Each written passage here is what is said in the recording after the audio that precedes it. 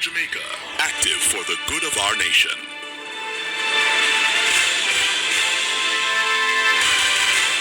Welcome back. The numbers to call, 876-926-2178, 876-926-8631, 876-926-7615. The toll-free line is 888-991-2080. And of course, you can also send your messages on the WhatsApp at 876-553-5908 and your text messages on 876-276-7571. Let's go to the phones. Good morning. Welcome to Hotline. This is Clive Molynes. Hey, morning. What's happening on the one? I'm there. Good. In a cowboy town, sir. Cowboy town? So you know, so you are going with the Molynes, with the man on the bike, then you shoot up here. Yeah, I heard it. And you there.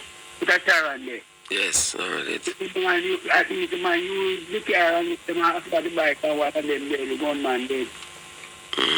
Yes. That man out there. The thing about a shoot because it was Spanish town, they responded to the building with all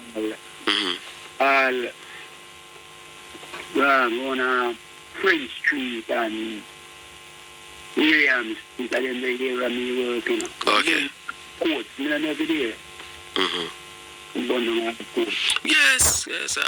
In fact, was it? I think the day after or so, and they saw some Molotov cocktail at the actual court building itself. I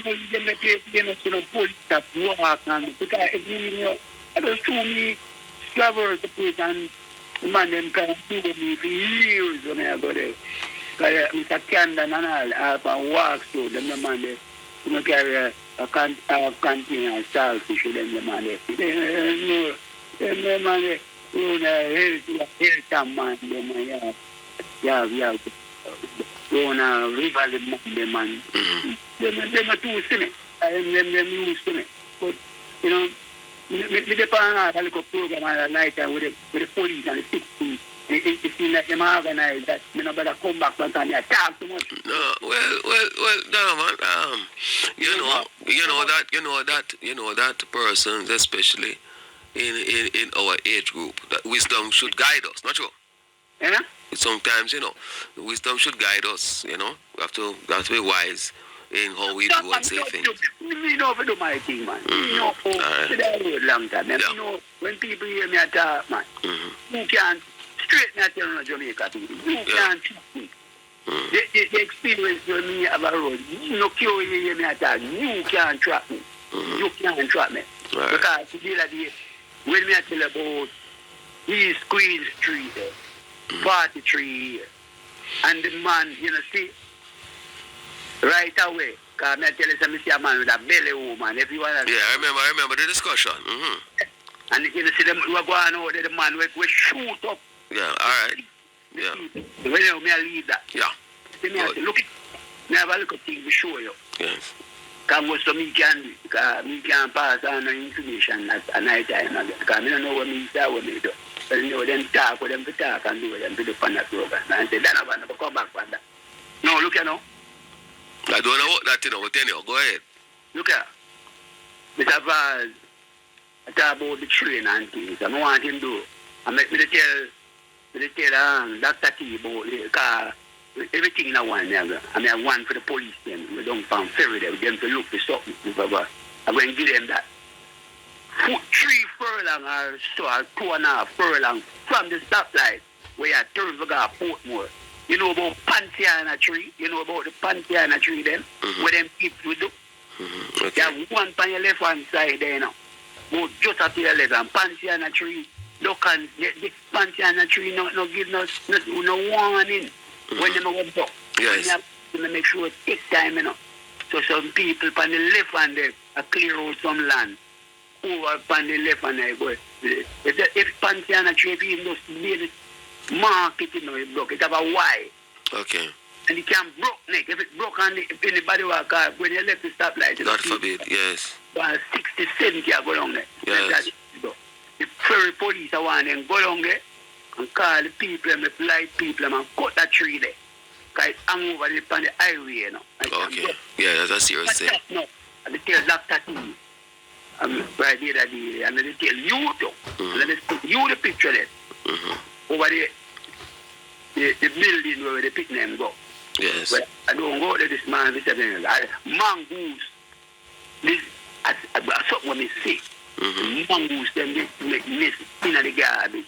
And a little picnic there. She thought when me have drive past, I go to the delivery. She thought to play the mongoose in that place. But the mongoose something where when them have young one, you know, them are very aggressive. Yes. And not to mention any disease they can contract. Yes, a serious thing. Serious. And when me send that conga, you know, and me go back to the body, my tell me, go at the school now, making us man, so we can't get no big chunk to it. So when me put you out there, I don't know doctor, I mean, a pastor since sweetness, Friday, because I'm about like doing a delivery at Spanish Mount, and the people and some never carry them good come over there. Anyhow, the next one is same place at a school there. When the people them left and go over to the Spanish town, really, them want a bus stop. If I even put up one of them people where the people them where have business place, you have a gas station where the big business there. You remember me that you said the truck them in the park and I'm a woman running at the back of the truck. Then the night and kill herself. Because they're nasty. Yeah, I remember that. I think she was a passenger actually in the vehicle. You know. So the passenger in the vehicle like that though. I do something very to sad. them. But still living them, that same school, Jamaica people, a lot of uno have no children out there. When the rain fall and me apart, they don't have no shelter. And it's a problem that we've been having, you know, where the passengers and pedestrians really, when you have inclement bad weather, yes? Yeah. And not only bad weather, sunshine. Yes? Yeah. They don't shed anymore. Very few. And those that are there may be maintained by some commercial entity. You understand? But we need to revisit that. The problem though, you know, Donovan, is that back in the day, you never have people that thief all kind of metal, scrap metal and all that. That's another thing. But can I tell you? So put it in plastic then, if so be. You know. But what can I tell you? The people, Mr. Molynes, the Jamaica people, no, we're not busy with that. You know, you build up, all right, you invest in a business. Your house, like doing the park and color the news. Every house turn shop. All kind of people are coming in. Then we do development in an area. People invest pension, this, that. And the whole place turn shop. Man have a whistler and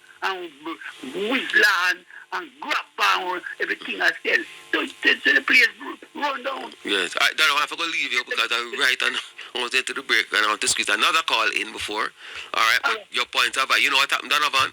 No. Things have changed around us because of lack of insistence on the importance of regulations, enforcement of regulations, things like that. So they just brought down. You know? All right, Donovan. Take care. Yeah. All the best. Bye-bye. Let's take another call quickly. Good morning. Welcome to Hotline. This is Clive Molynes. Oops. Sorry about that. And of course, you heard recently that, and we mentioned it this morning on Sunny Side Up, and of course when Derek and I were talking, tariffs. And tariffs now seem to be the hammer that the president is using to get countries to toe, quote unquote, toe the line. My words. Will it work? Doubt that it will. It may very well provide within it a lot of other problems, which hopefully they will contemplate and be very careful in how he's approaching foreign policy. Good morning. Welcome to Hotline. This is Clive Molynes. Oh, blessed morning to you, Sir Clive. Hey, morning, John. How are you doing? How are you doing? I'm good, thanks. I am giving thanks. You know, I am here. God has been a good God to me. Yeah. And I just want to give him all the praise and all the glory. You know, and we supposed to be the light of the world, so we are just shining, let others follow us and glorify God. Okay. Mr. Molynes, a couple of things here.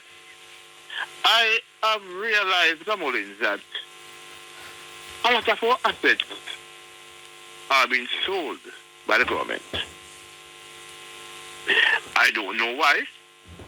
I don't know if that shortfall of $40 billion that was announced, if it is really taking toll now on the finances of the country. But we were also told that our reserve to 6 billion US. So, you know, we are really wondering what is really happening with the constant selling off of Jamaica. That's it. Well, there are things to look at though. In terms of what you want is a situation where if those assets are not bringing about returns, not because it's government, you have to ensure that you have efficiencies. And sometimes you'll find that government holds assets, which, quite frankly, it is not in its best interest. Why? Because assets sometimes, in terms of maintenance of the assets and subsidy of the assets and so on, can in fact become a toll, quote unquote, on the finances as well. In terms of the foreign reserves, that's just for that. That's for the rainy day. I mean, inclement weather, what have you, issues in the energy market, things like that. You have to have some reserves to hold for your external shocks. So you don't want to mix them. So you have to look at what it is that government should be involved in, and are they even involved in it in a way which is really beneficial to the people at the end of the day. Not because they're assets and you own them means that it's the best utilization of the asset. One of the prime examples, Mr. Molynes, is some lands that is adjoining to the highways, the north, south, and things like that, which are being sold left, right, and center, and these places are being now used to develop proper housing. So a lot of those lands are supposed to be agricultural lands, and I believe that it is to be prudent of the government. So since I remember a couple of years ago. John, hold on. I'm going to take a break. Just hold on for me, please. I'll be right back with you. Clear your barrel. To Clive Mullings, talk with substance on Hotline. Radio Jamaica, active for the good of our nation.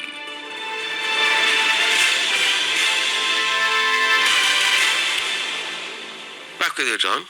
Yes, Mr. Mullins. What I'm saying, Mr. Mullins, is that what of these lands, Mr. Mullins, when you drive on the highway and see them, very flat lands, easy to get irrigation to these lands. And I would believe that the government will be thinking of putting a lot of these lands into agriculture, the production. Well, the thing about it, you have to also look and see whether or not is it so suited. I mean, maybe flat land and what is the topography like in terms of, or the quality rather, of the soil there for whatever you want to do. Who's going to take it up? Who's going to do it? I see here, for instance, I was reading it yesterday, where the Caymanas lots, and the thinking behind that being in terms of commerce or commercial lots and so on to drive development there. Those lands was sold already. No, man. No, UDC is selling them, eh? And I think what they're saying in this instance, that there's a timeline for development on those lands if they are sold. They tried already. I think it was floated already, and there were no takers really, or not a lot of takers. So this was the second time around. Did the government do any study on the land to find out if them can do agriculture? I don't know. Well, these are things we need to find out, because I'm just something. I remember the land in Inwood that was earmarked for these mega farms. Yeah. And I have a son here, the years ago, I do the farming again, they might build a house on it. Mr. Mullins, we do not know what will happen further down in the future especially with the change of government in America and the talking about what take place. It's soon and very soon we won't be able to buy onions, tomatoes, and things like that. We need to put more of our land in agriculture. Or it may come at a higher price. Because, yes. And then it causes more hardship on people. So once we can produce them, and at the same time, and this is why I will always say, agriculture needs a special. All right, some people don't want no handout, but what them can do is take out the tax of a lot of the seeds, the fertilizers, and farm equipment that farmers now use machete and hoe. Them can go and get. And you need a special fund to fund agriculture. I mean, people can go and get loans.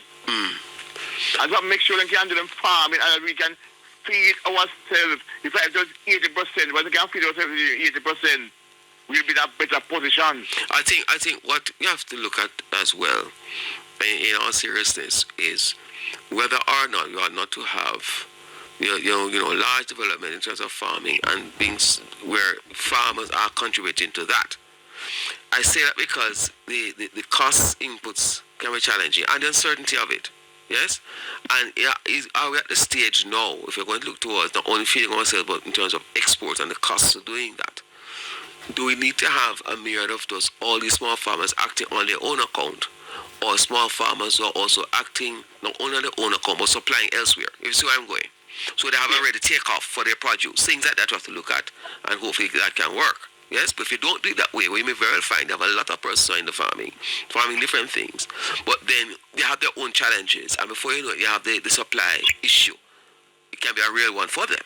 That is why RADA was established, to make sure them streamline the agricultural sector. One of the things too, is also in terms of the cost of imports. Once it is cheaper, then it's difficult for you to sustain your own production because the consumer is going to elect to go elsewhere. And of course, that could change because we see where President Trump is imposing tariffs. I don't say left, right, or center, seem to be more targeted, But those are the things we have to look in terms of how we're going as a country, food security, but at the same time, we have to ensure that we don't start off doing something that we can't sustain. And that's a balancing act that only the experts can tell us, really. Mr. Molynes, before I go, Mr. Molynes, I personally, I think Mr. Chuck really need to leave the government thing. He needs to leave it. Mr. Molynes, our Minister of Justice, you see, people smart. And that is why the people who make certain laws, they look at possibilities of things happening.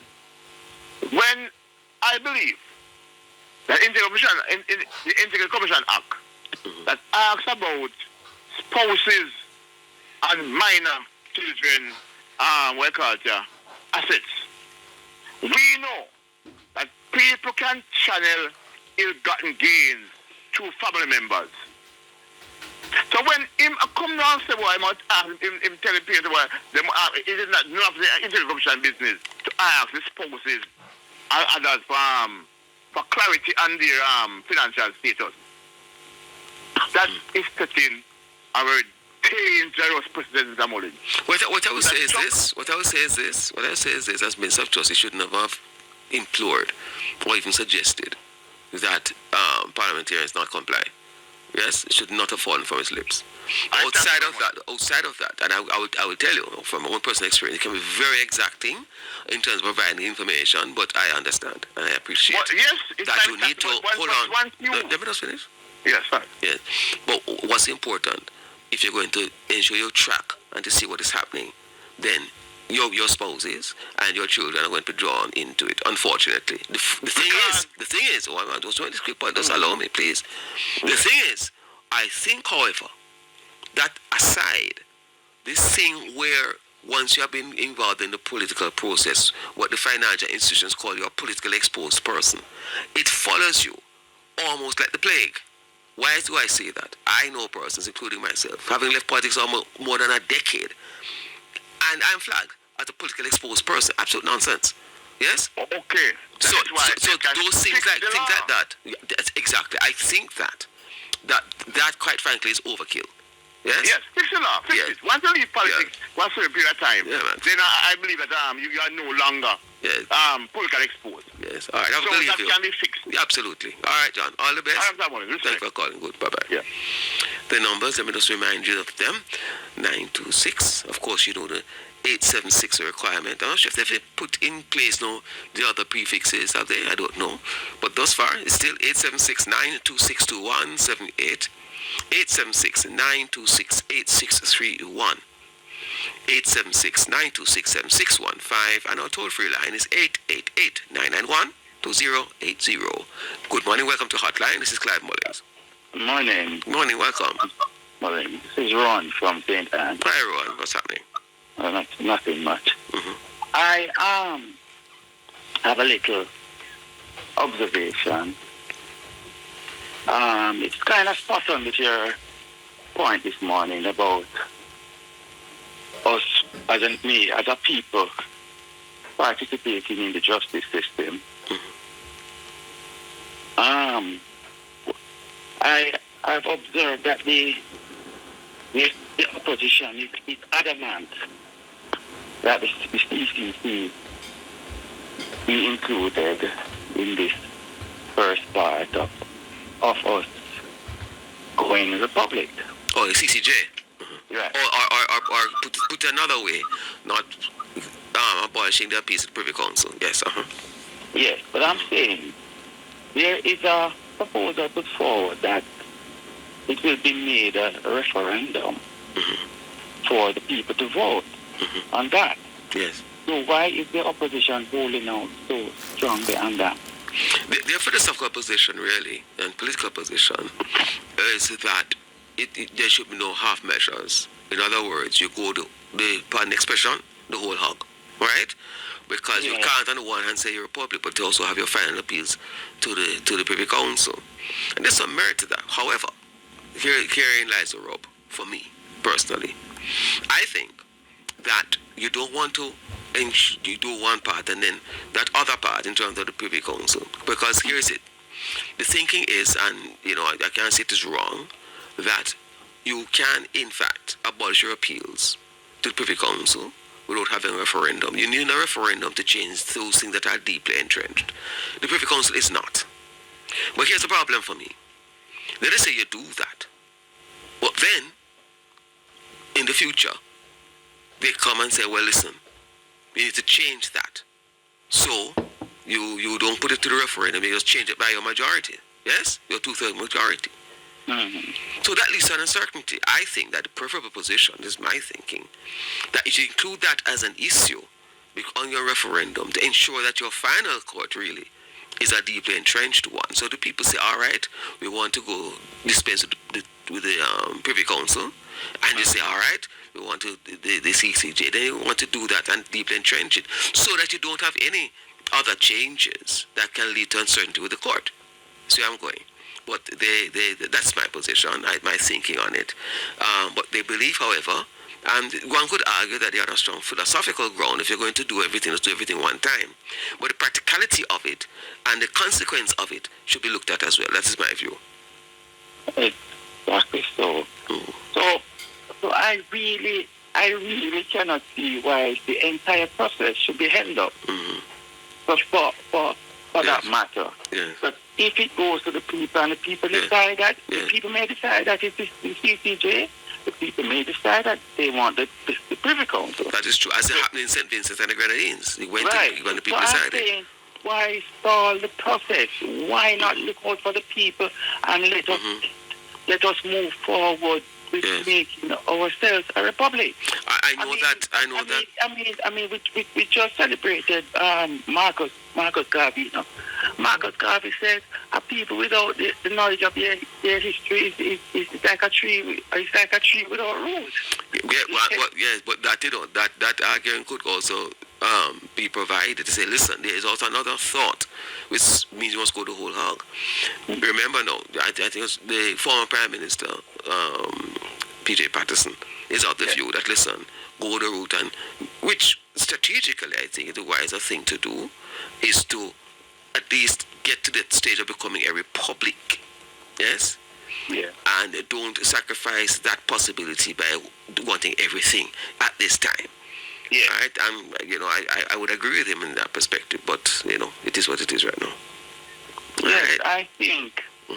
I think that the opposition should reconsider their stance. And remember, they're opposition.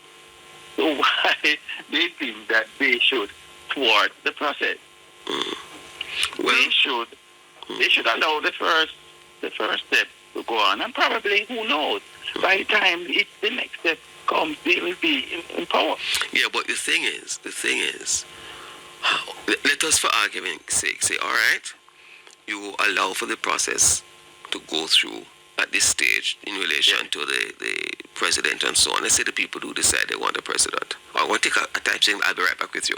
The Legal Aid Council provides free legal assistance on some criminal matters. To find out if you qualify or for more information on legal aid, call 948-6999. The time by the Justice Ministry is 9:45. Jamaica! You're now listening to Clive Mullings Talk with Substance on Hotline. Radio Jamaica, active for the good of our nation.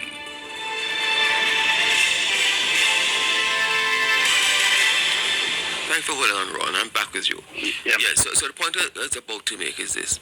So let's just say that the opposition does become government and they abolish the Peace and Privy Council by the 2/3 majority. Yes? Or as settled in the Constitution. And say, all right, we're going 60. And then beyond that, let us say that administration changes and it goes back again. You say, we're going to go back, it depends on the count. Of course, the numbers have to be there to support it.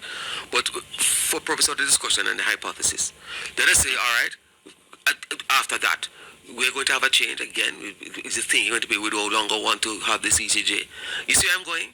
So yes. what you don't want, I would think, is to have your final court subject to that possibility. That's all I'm simply saying. Yes, and that's what I think you should think about. And that's a good point. And just to wrap up, guys, I as an average person, the road to Republic, that is one way I can participate. And I feel comfortable with the referendum. All Jamaicans need to participate in some way or another. Yeah. And this would be a way for the average Jamaican not to just have this thing thrown on them, whether it's the Privy Council or a CCJ. We can say to our children, we voted to decide that to use the Privy Council or the CCJ. Listen, I want Jamaicans to have pride about everything and stop being so political about everything. They do everything along party lines. But and we are mature enough. We're mature enough to look beyond that at times. My concern, it may sound strange, but my concern really isn't the perspectives of whether the political preferences. My concern is apathy. And my concern is that too many Jamaicans have no interest. And then that's a problem. And so if we're not careful, that's a part of the problem. Yeah, this is a huge part of the problem. Because if we don't sensitize persons to say, listen, this is our country, this is what we need to do and to participate. And the more you withdraw from the system, the more things will happen that you don't like. And also the importance, quite frankly, of and the danger, because the political class is viewed, it's not viewed favorably. Yeah. Good? What else we want to say? And so you may very well find that things may happen where there's a pronouncement on the political class as against the issue. Yeah. And that is why it's important to educate our members of the public constantly and have this public awareness to bring about this movement from the apathy and the inertia. Because if you don't do that, they may very well find that they said, almost like a plague on both your houses, withdraw, and then you have the minority, as has been happening because of the turnout. The minority will determine the future, which may not be to the benefit of all of us. All right? Yes, man, the so-called middle class and educated need to understand that. Absolutely. Absolutely. All right. All right, I'm going to run, and it was nice talking to you. Same here, sir. Good. Call again, man. All right? Good. Yes, Good. Bye-bye. And of course, let me remind you of the numbers. People complain that there are persons who keep on calling and them don't get a chance are waiting. I don't see nothing with the lines here. Let's remind of the numbers: 876-926-2178, 876-926-8631, 876-926-7615. The toll-free line is 888-991-2080. And of course, for your WhatsApp messages, 876-553-5908. Good morning. Welcome to Hotline. This is Clive Mullings. Good morning, Mr. Molynes. No, welcome. How are you doing? What's up? Not bad. Mr. Molynes, Sure. you have any idea why people don't seem to be interested in anything again? You just mentioned something like that. I is that the attention of so many other people, especially on our younger people too, is really focused on what's happening elsewhere. Perspectives are being influenced by media and social media, travel as well. Sometimes a sense of impotence. Too many other people think that, boy, whatever I do now make a difference. Exactly. And that is feeding a lot of it, you know? Exactly. But it becomes a self-fulfilling prophecy. I'm not sure if you don't do anything. It's a double-edged sword here. There you go. But let me say something to you. Somebody has to lead. And I think our leadership the past 20, 25 years is up in the air. You think so? Yes, Mr. Molynes. Why is that? The political giants. Mr. Molynes, and the followers them have, as the main people, and gangs, They create their own little empire to control areas. That's one of the main problems. But is that changing though? I think what you find more in families, for instance, families are split now. Before you born growing up, a particular family has a particular preference, and then it follows like the bloodline. Not anymore, really. Some step away, some don't. So you find more influences now because the ideology is not as pronounced as it was back in the day. Yeah? Exactly, but you know why, Mr. Molynes? Because the bear got the gun now. The hunter has got to be careful of themselves. You know what I mean by that? Yeah, where the hunter, not the hunted. That's right. Exactly. Mr. Molynes, I just hear you and John talking, and it's so much to discuss about these things. Because sometimes, Mr. Molynes, I'm going to say something. People like you and others who has a good hold of maybe how to make things progress. Me? I only for farm on own little clan and help, No, man. No, I don't think. I think what ought to happen. I don't. The public has to take a stand. And people like you should be leaders. Should have a big say. Because I can hear it in you, Mr. Molynes.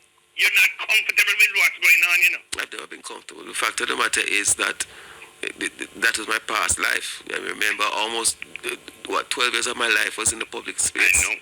And it's time for others now, and others are coming to it. I think the problem for me though is not so much the politics as the social dysfunction. That's what's affecting us. That's where I come from. Those are the things that social dysfunction. Yes, from outside politics. The voice of certain people in the country. If you put it in, things will change from the top. But my problem. When you realize who the backlash is coming from, they say, look here, we have to do something. Yeah, but this is where you and I differ. I don't think the change is going to come from the top. It hasn't over these years. We have, unfortunately, our politics and our perspectives have been what they call paternalistic. We have this concept of government being father or mother and doing everything. Same thing with the politicians. We have to get to the point where persons are empowered to say, listen, you have a stake here. And because once you have that, once you have more persons who are the majority, is a voting majority, things will change. Don't expect to happen from the leadership. It must come from us as a people who are sensitized to these things. So I'm not going to follow whoever till I'm dead. Who's not going to swear because my blood is green and my blood is orange. Who are not going to say I'm not this but Jamaica because I love foreign. Things like that. We have to decide. Mr. Molynes, and do it. When it comes to the crime, I can tell you something. You see, you remember when did Phyllis, Green, Shields, Phyllis, when did they come here? 2001. But I don't remember really. When did they come here? They came from Scotland Yard that they got to fix everything. You remember? Well, not fix everything, but help us in our fight against crime. But had that any fruit been born from that? I tell you something, I believe, not just from their own efforts, but our efforts as well. There has really been a change taking place in terms of investigative capacities and so on, Think about it. I'm telling you. Yeah. I've seen it, right? But the size of the problem is so huge. Because, and I think that for us, it's not lack of brain power. I don't say lack of willpower, but resources has a way, the lack of it, of Yes. influencing behavior. Just like, oh, you have enough resources or too much. If you don't have enough, and you're slugging it, Mhm. after a while, you lose that will and that drive. Also, You know what I believe, Mr. Mullins? You know what I would love to see? I know maybe you don't believe in this kind of policies that.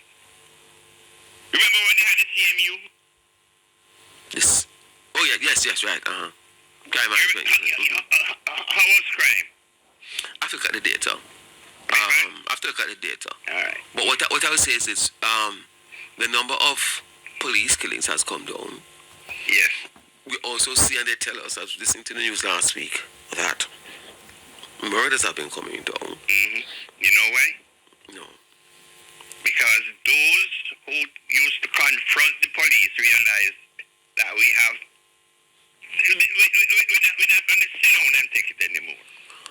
What do you mean? I would love to see a round table talk with Green, Shields, Renito Adams, and people from.